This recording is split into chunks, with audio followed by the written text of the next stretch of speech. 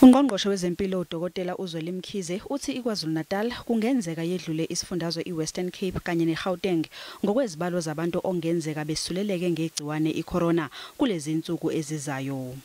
The first priority is to take some of the facilities where we needed some facilities to be erected where we could do so quickly.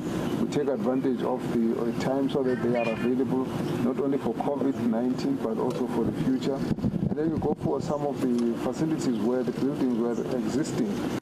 Uhulumeni ubezohlola ukuthi lesi sifundazwe sinembhede eyanele yini ezibhedlela yokulalisa iziguli kanye nokuthi ke zenele yini izinsiza kusebenza zezisebenzi zezempilo ezifana nama PPEs. UNgqongqoshe uthi uculisekile ngakubonile.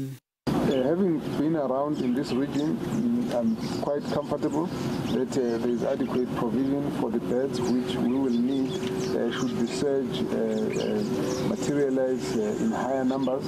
And in this case, we believe therefore that there will be enough warning if the numbers are increasing that we can actually roll out some other additional facilities.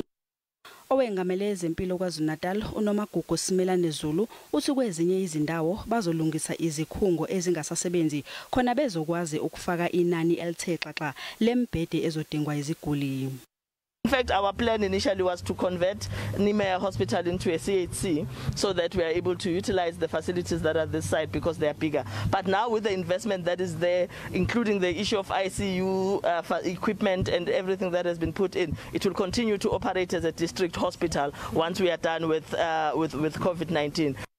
Kumanje bangaphezulu kweinkulungwane ezishiyagalolunye 90,000 abantu osekubikwe ukuthi bahaqwe iCovid-19 esifundazweni iKwazulu Natal.